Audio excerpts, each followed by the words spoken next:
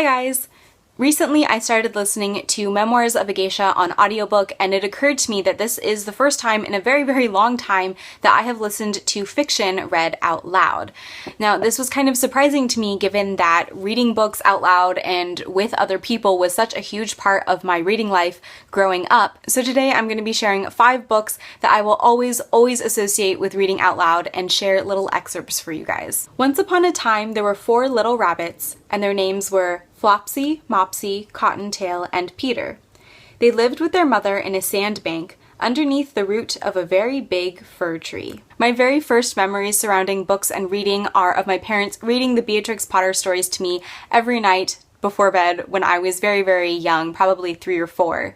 I still have my entire collection of her children's books, all in these little green classics published by Penguin, which are obviously intended to replicate the books that came out when she first was published and printed. They have this kind of iconic little green exterior, beautiful end papers, and then of course all of the illustrations are the original Beatrix Potter illustrations. I'm not sure if parents are still reading Beatrix Potter to their kids these days or if kids actually know about her anymore, but I absolutely loved her when I was little. I had all of her stories pretty much memorized, and I think she really contributed to kind of the whimsy of my childhood, in which I totally thought that animals could talk, they just didn't want to talk to humans, and I was always convinced that there were little homes in our walls for mice and bugs. In a hole in the ground there lived a hobbit. Not a nasty, dirty, wet hole filled with the ends of worms and an oozy smell, nor yet a dry, bare, sandy hole with nothing in it to sit down on or to eat.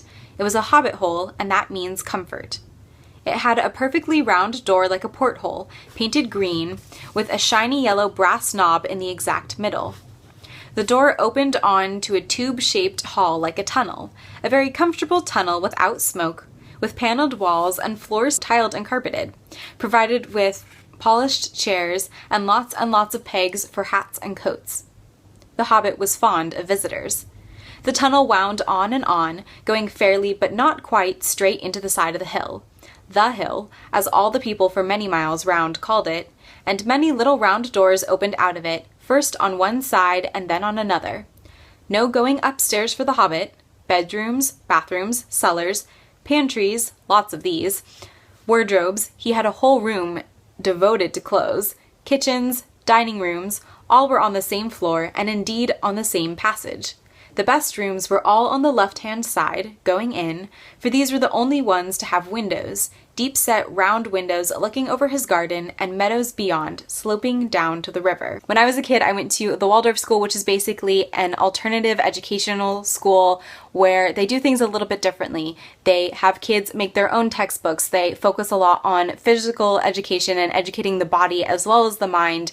They try and do lots of art and lots of music, and one of the things that I distinctly remember while putting together my textbooks in 4th grade was that my teacher at the time, Mr. Sonner, read us The Hobbit out loud. Now this was definitely my first experience with any Tolkien, and it was probably one of my first experiences with epic fantasy or high fantasy. My teacher at the time was an older man named Mr. Sonner, and he had a white beard. He wore glasses that I will always think of as spectacles, and he read this in a way that made me think that this was real. This was a history of some world that I didn't know existed, and I remember when he told us, reminded us that this was a novel, that it was fiction written by a man named J.R.R. Tolkien. I thought, well then this man must be a wizard or a genius or something because he created something real out of words. I think it's this introduction to The Hobbit that has made me so attached to Tolkien's world and so fascinated by it, and it's why I return to The Hobbit again and again, because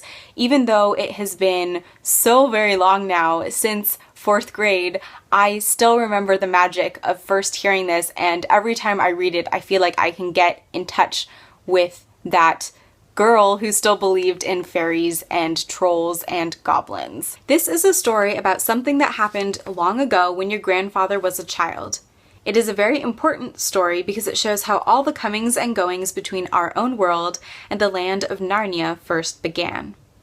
In those days, Mr. Sherlock Holmes was still living in Baker Street, and the Bastables were looking for treasure in the Lewisham Road.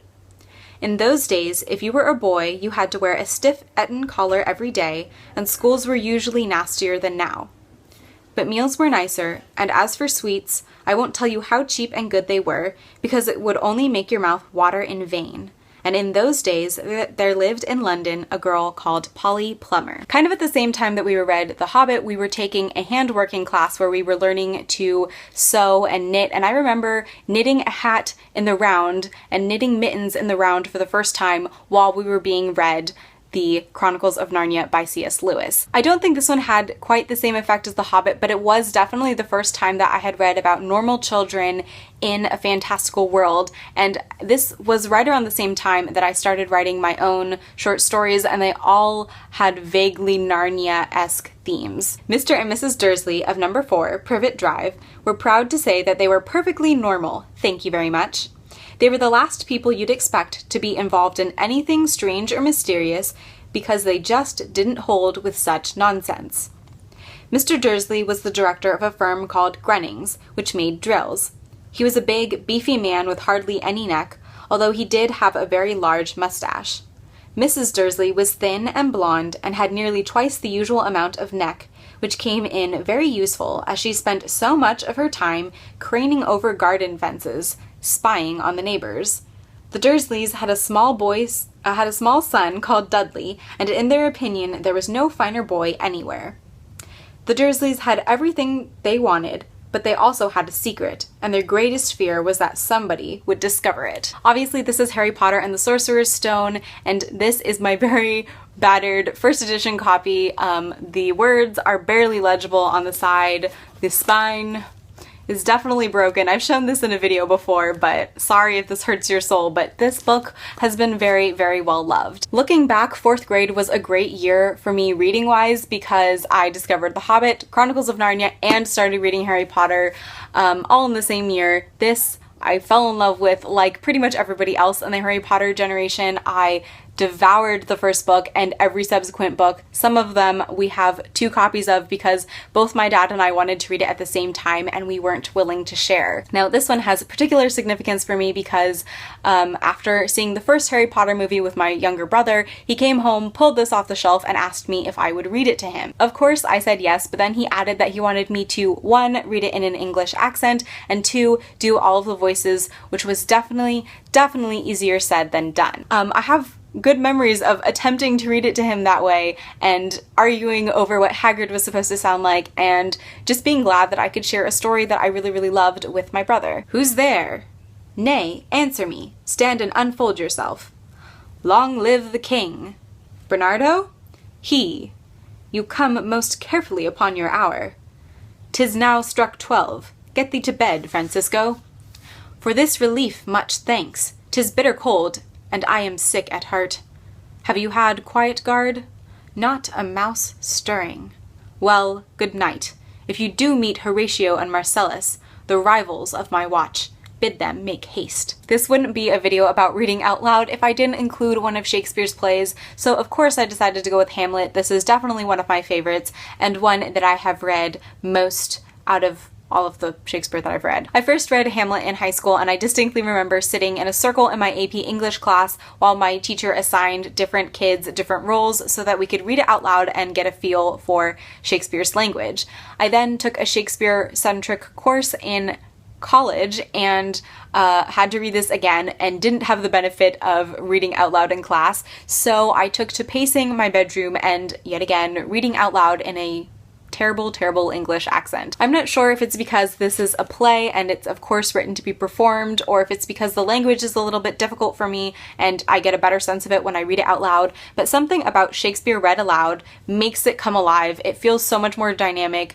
You get a real sense of the drama and the angst and the humor and the ridiculousness, and it's just so much better. So these are 5 books that I will always associate with reading out loud and sharing stories, and I hope you guys enjoyed this video because it was actually actually a ton of fun to make. Of course, now I'm curious about how you guys feel about reading out loud. Is it something you still do? Something you only did as a kid? Do you listen to audiobooks all the time and you just don't even really think about it? I don't know, I'm just curious, so if you have any thoughts you would like to share, please do so in the comments below. Sorry for the funky lighting in this video. I know I've been pretty washed out the entire video, mainly because the sun has been going in and out of clouds all morning, and unfortunately that's not really something I can control. But thank you guys anyways for watching. I hope you enjoyed the video. I hope you're having a fantastic day, and I will see you next time.